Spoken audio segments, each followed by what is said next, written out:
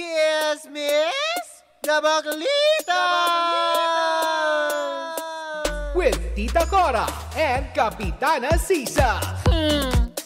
Same pero iba. We are number 106.7 Energy FM. Pangga, wag mong sabihing radyo. Sabihin mo.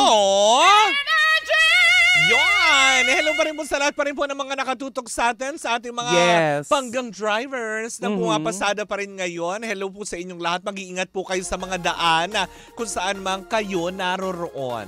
Yes, at batiin ko lang, Maria, ang ating mga pangga na nanonood sa ating ngayon sa ibayong dagat. Kagaya na lamang ni G. Valdez na nanonood ngayon dyan sa Brunei. Ayan, maraming salamat, pangga.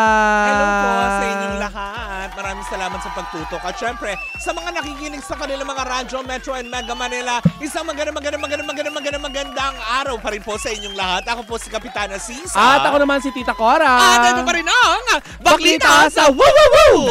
Hello pa rin po sa inyong lahat. Yes, at Mara, syempre di na tayo ito patatagalin, di ba? Habang ako ay nagtitigalgal na, di ba? Dahil ako'y nagugutom na. Tama. Huwag ka mag-alala ng fudang. Ang hirap talaga magpapayad. Pero eto na nga, Mare. Magbigay na tayo ng lucky number. Eto na. Pangga Bingo Plus Panalo!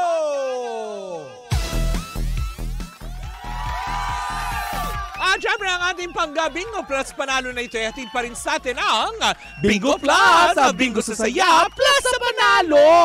Hello pa rin mo sa inyo lahat. Ako ay eto na. Dapat ninyo tignan mabuti, pakatitigan, pakinggang maingay, huwag kaliligtaan. Dahil ang numerong ito magdadala sa iyo ng 500 pesos para sa araw na ito. Ganyan kagalante ang Bingo Plus. Hindi ka lang basta makikinig sa radyo, manonood ka rin online plus 500 pesos ulit. True. So 1,000. 1,000 pesos lang yun naman. lang naman. Wala malita bagay yan sa Bingo Plus. Ganun kayo kamahal ng Bingo Plus. Kaya eto na, atin ang tignan ang numerong ating nabunot para sa programang Baklitas. Tignan, pakinggan ang numerong lumabas para sa ating Pangga Bingo Plus. Lucky number for the day ay 41.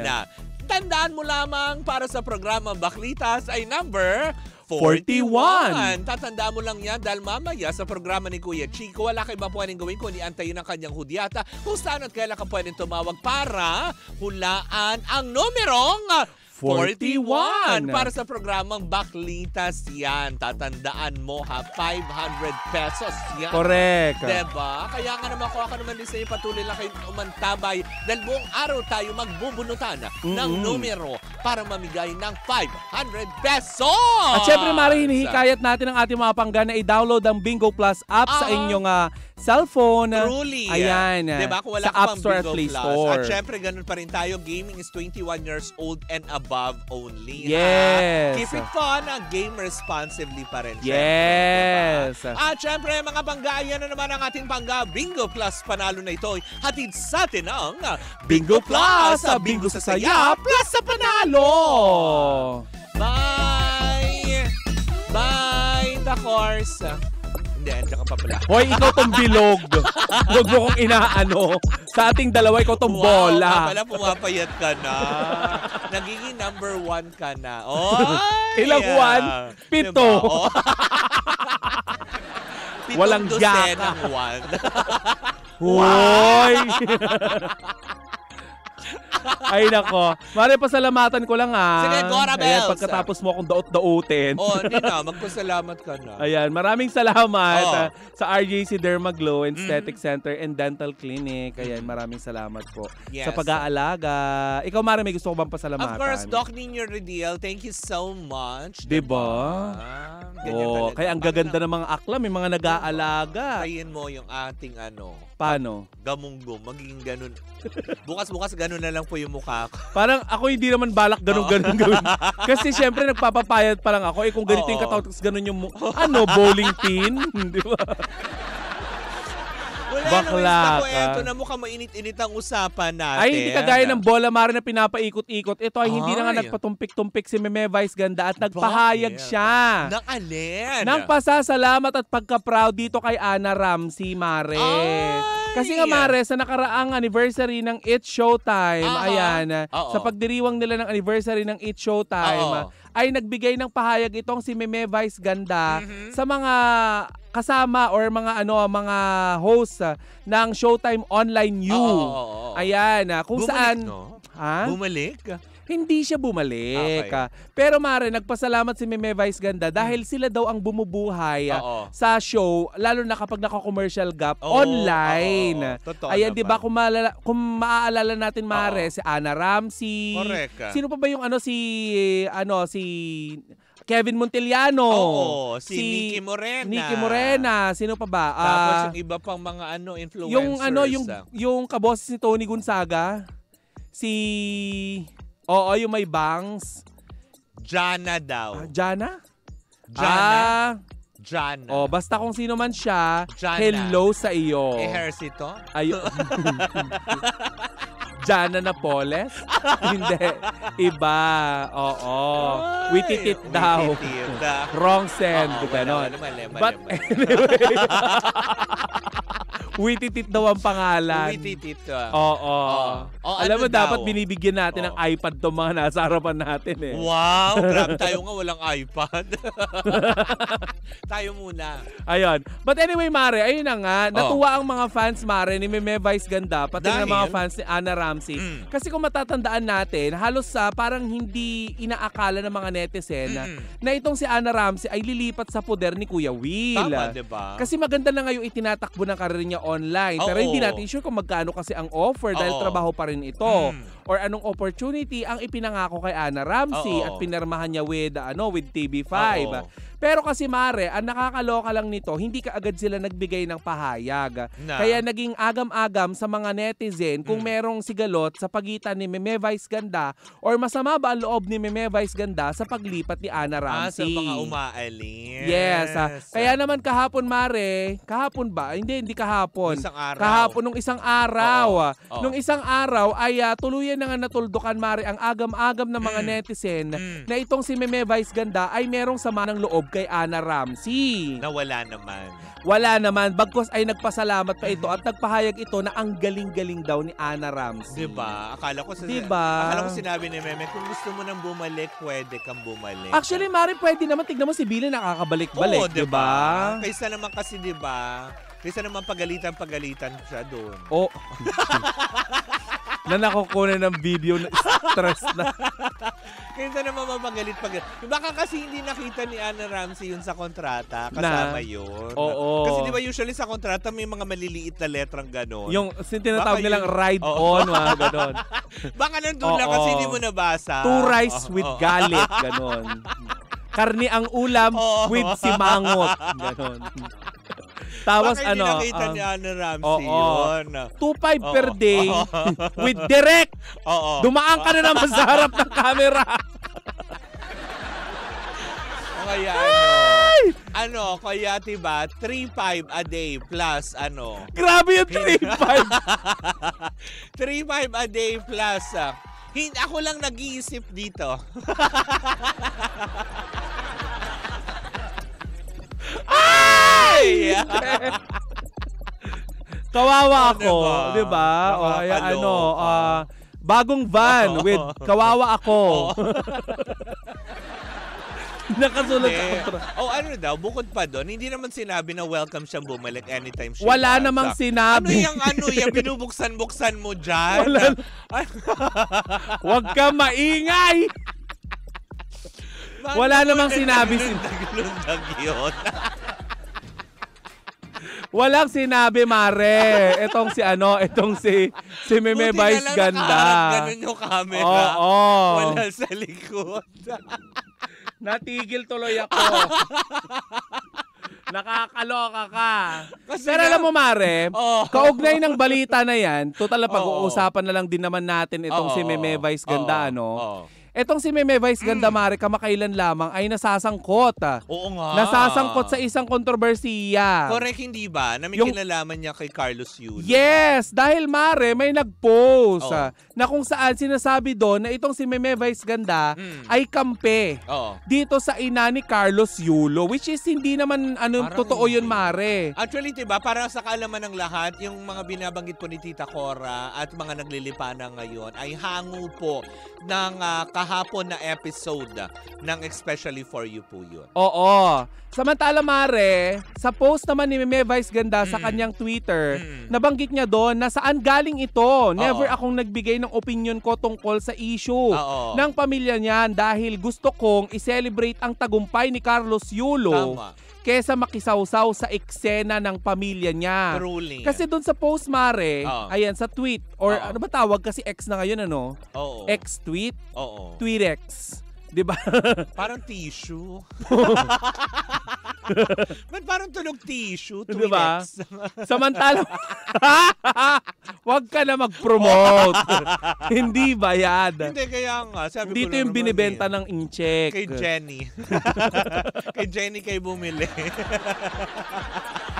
Samantala, sinabi dun, Mara, sa isang post Oo. sa X kasi na Vice Ganda, Oo. support si Angelica. Oo. Ayan. Tapos sinabi pa doon na disappointed daw siya kay Meme Vice Ganda. Oo. Diba? Medyo nakakaloka lang ngayon yung mga gumagawa ng fake news. Actually, hindi ba? Patapang sila ng patapang. Correct. Ito, linawin lang natin kasi napanood ko yan, Mare, kahapon.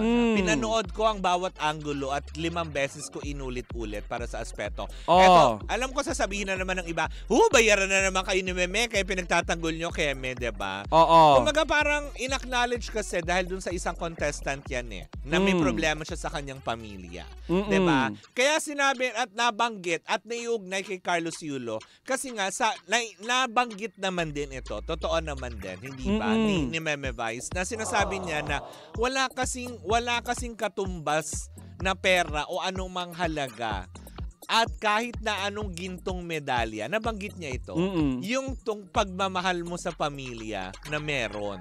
Yes. Diba?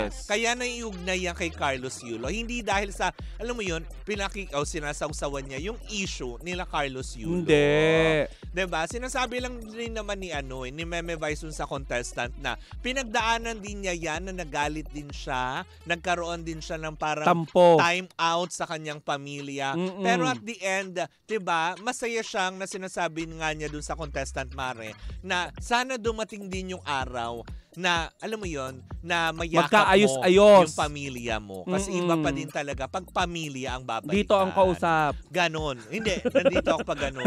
Naka-mirror. Naka-mirror nakasalamin. Ganon.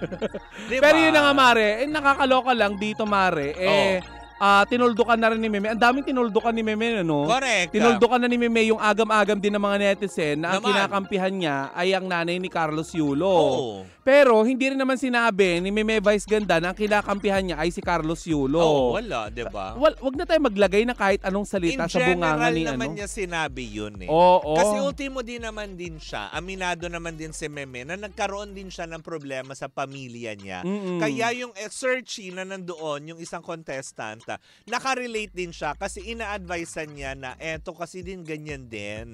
Hindi dahil sa ini-invalidate niya yung mga taong gustong kumawala sa poder ng pamilya nila. Oo. Kasi parang yun yung pinalalabas, Mare. Pero paano kaya yun, Mare? Ngayon pala isipan pa rin, magkakaayos pa kaya ang pamilya ni Carlos Yulo at ang In Kasi time di ba may yan. mga balibalita ngayon na itong si Carlos Yulo ay ay parang yung babae, yung kanyang girlfriend, nag-set yata ng date with the family. Hindi, yun prior. Diba? Prior lumabas yung interview nung nanay ni Angelica Kang Charota. Ang dami. Hindi si Angelica, De La Cruz ba? si Angelica Kang pala. Angelica yon. Angelica nga. Ba't ang daming Kang? Mali! Huwag mo ulit-ulitin. Isa lang yung Kang. Yun yung apelido niya. Bakit sobra yun? Akala ko kasi Angelica, tapos Kang yung apelido. Hindi! Angelica pala. Oo. Yun. Wala Wrong. palang Angelica. Yan. Hindi dalawa. Hindi dalawa. Pero, bakla. Humiwala yung kaluluwa ko, narinig. But anyway, hangad pa rin Yun, natin, Mare, no? Oo. Dito sa gitna ng mga issue na ito, habang inuulit-ulit mo yung apelido ni Angelicang, di ba, nakita natin na tinoldo ka ni Meme, yung agam-agam o yung mga iniisip, Ay, naku, baka move on. negative thoughts sa mga netizen, Oo. na may tampuhan sila ni Ana Ramsey or Oo. masama ang loob niya, Correct, di ba? correct. Bagkus nagpasalamat pa siya at nagpahayag ng paghanga dito kay Ana Ramsey. Correct. Dito naman kay Carlos Yulo, tinuldukan na niya yung mga yung mga issue na kesyo. Wala siyang kinalaman. Hindi Yes. niya kailangan makisawsaw. Dahil siya bilang tao, may problema din siya na kailangan din isolve. Yes. Diba? Na nakakaloka yun. Anyway. Ay nako, kung ano man din yan, hindi ba? Patunay lamang, diba, na ngayon ako naniniwala. Na? At napatunayan ko, Mare. Na alin? Na isa lang ang Hindi, pilido nung niya. sinasabi kasi nila, di ba, na kasi si Meme, ang hilig daw gumawa ng eksena, ganyan-ganyan, di ba? Hindi. Dami mga ganong galit. Ngayon ako naniniwala na hindi siya laos kung hindi sobrang sikat niya. Oo. Dahil kada kibot, binabantayan. Diba? Maraming nanonood. Maraming nakabantay, maraming nagsasalita patungkol sa kanya mga ibig sabihin, relevant pa si Meme Vice. Correct. Diba? Kaya para dun sa mga tigilan na po natin, huwag na natin bigyan ng toxic yung mga sarili natin. Correct. Una, hindi rin tayo maaambunan dun sa 20 million ni Carlos Yulo. Diba? Wala nga pinadalang hamburger. Uy, kung sumatotal pala, nasa 100 million mahigit ang natanggap niya. Diba? Oo, napakarami. Sino mga nag-compute nun, Mare? Yung mga tao din. Ang kapuso mo, Jessica Soho. Di ba? Yun yung inilabas nila. Diba? O, paano lalabas ngayon si Kaloy? So, paano yun? Nilabas nyo, kinumpute nyo na ganito. So, ano ibig sabihin? Habulin siya ng BIR. Di ba yung mga ganon? Ay, tax-free ba yun? Hindi, Mare. O, talaga? May taxable yun eh. Ay, ang laki ng tax Diba? nun. Magkano ang tax? 25% yata? Kaya nga. Diba? O, bawi na lang si Kaloy kay kung sa ano. kung sabihin na natin sa 10 million lang, Mm. kung 25%, correct me if I'm wrong, 25%. Kung 25%, di 2.5 kaagad ang tapyas. Diba? Diba? O, ganun pa man, batax man si Kaloy, bawi na lang siya sa free access niya sa Viva Max. Tama. Diba? Kasi diba may pangako ang Viva Max ng free Oy, access? May lifetime, may ganun. Oo, Hindi ba sa lifetime buffet yun? Ha? Sa buffet lang Hindi yun, lang, diba? pati Viva Max. Oh? Oo. May lifetime access? Oo. Wala bang free internet? Ganon?